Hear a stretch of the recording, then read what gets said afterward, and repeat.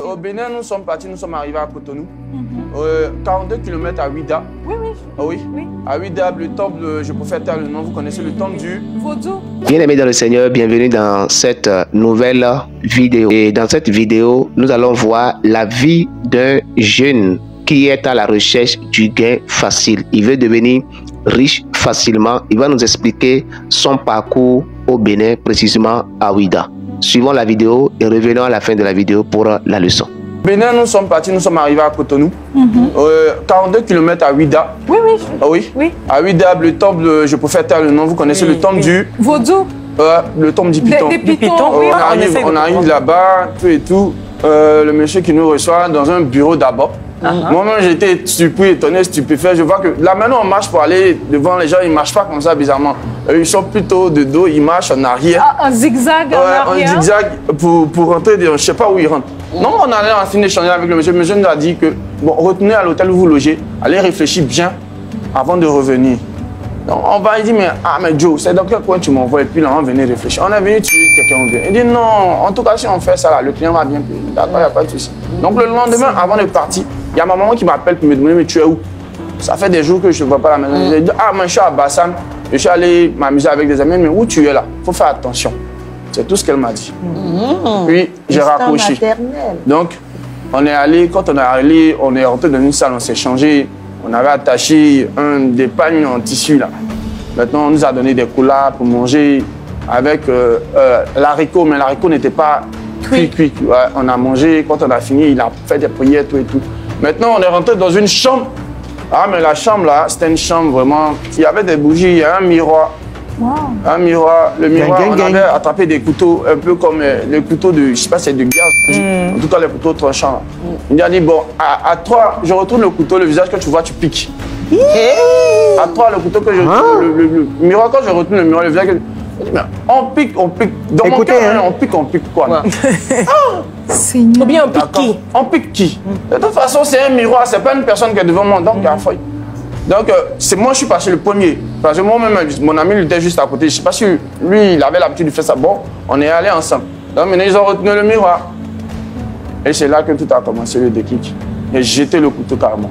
Parce que le visage que j'ai vu là. C'était quel visage? C'était le visage de ma maman. Vous n'avez pas donné de photos de votre maman avant? Non. Je ne peux pas venir faire quelque chose. Quand tu viens déjà là, on a dit qu'on était venu pour attacher des clients. On n'a pas dit qu'on venait tuer quelqu'un, on venait avec la photo de quelqu'un. Ce que j'ai vu dans le miroir là, c'est le visage de ma maman. C'est elle qui m'a appelé avant de rentrer. Elle m'a dit, fais attention. Donc là, vous avez jeté le couteau? Là, j'ai jeté le couteau. J'ai dit, non, si c'est ça, moi, je ne peux pas. Il a commencé à parler, je crois, dans la langue. Après, il a commencé à parler en français. Et puis, il disait à mon ami, il faut dire à ton frère, hein. Faut lui dire, hein, s'il est sorti là, moi, je n'ai pas cherché à comprendre. Hein. Je suis sorti direct. C'est à partir de là, quand je suis arrivé net, je suis reparti. J'ai laissé mon ami là-bas. Quand je suis reparti à l'hôtel, j'ai pris mes effets et j'ai pris l'argent qui était dans le tiroir parce qu'on était allé, il y a pris une somme. Et bon, je ne connais personne dans la ville. Oui. Voilà, donc je sors. Il y a des églises un peu. Bon, les églises, si c'est évangélique, je vais dire, petite église là. Donc je suis rentré là-bas. Et puis, il y a une dame qui balayait, je l'ai salué, je demande à voir le pasteur. Elle dit que non, il est sorti pour une course. Mais il revient, mais il y a quelque chose. Je dis non, je vais l'attendre. C'est comme ça, je me suis assis jusqu'à 18 h aux environs, comme ça, et le monsieur, il est venu. Quand il est arrivé, je ne pouvais pas lui dire, en fait, pourquoi j'étais là. Je lui ai dit seulement, j'ai menti. J'ai dit que, en fait, je ne savais pas où aller, je suis perdu, il y a un truc comme ça. Il dit, d'accord, il n'y a pas de souci. Mais après, le monsieur, il n'est pas bête. Il m'a demandé, tu es sûr que c'est parce que toi, tu es perdu que tu es venu ici. Donc, il a vu que c'était serré là. Donc, comme on dit, j'ai cassé le papeau, j'ai dit la vérité. Il était vraiment... Bon, il était un peu attristé, il m'a donné des conseils et tout. Mais j'avais peur la nuit, je n'ai pas pu dormir. Le même soir, il m'a demandé est-ce qu'on peut appeler ma maman. J'ai dit je voudrais attendre un peu parce que je ne veux pas l'appeler puis l'alarmer. Donc j'ai laissé jusqu'au matin. Je suis resté au temple là dans leur église. Dans l'église, jusqu'au matin. Au matin maintenant, j'ai appelé ma maman. Puis elle me demande maintenant. Quand je l'ai appelée, elle m'a dit mais tu es où? Quand je lui ai demandé si elle avait dit oui, mais elle m'a demandé mais toi-même là, tu es où? Donc j'ai pas pu parler, j'ai remis le téléphone au pasteur. C'est lui qui a tout expliqué, la scène, tout et tout, elle était en larmes, tout et tout. Et je suis resté, le jour d'après, je suis resté, et c'est, je crois, le jour suivant encore, je crois, elle est venue avec sa camarade, venue me chercher à la gare. Elle est quitté, elle a quitté Abidjan ici. On est car ici avec sa venue me rejoindre là-bas. Bon, la suite, quand on est rentré sur Abidjan, après, je me mettais à faire, je me mettais à fond de la prière. C'est vrai que je n'étais pas croyant, mais Je ne sais même pas quoi dire à Dieu. C'est pas pardon, je demande pardon. Je la suivais dans toutes ces cellules où elle allait prier, je partais partout. Même s'il n'y a pas prière, moi je la suivais parce que j'avais peur de mourir. J'avais peur de mourir. J'avais peur de mourir. Alors, bien aimé dans le Seigneur, merci d'avoir suivi la vidéo jusqu'à ce niveau. Si jusqu'à ce niveau, tu continues pas à me suivre, mets un commentaire depuis quel pays tu es en train de suivre cette vidéo et que Dieu te bénisse pendant que tu le fais. Alors, quelles leçons nous pouvons tirer de la vie de ce jeune homme? Premièrement, nous voyons la puissance de la prière. La puissance de la prière et pas n'importe quelle prière, la prière chrétienne. Cette maman n'eût été l'intervention de Dieu.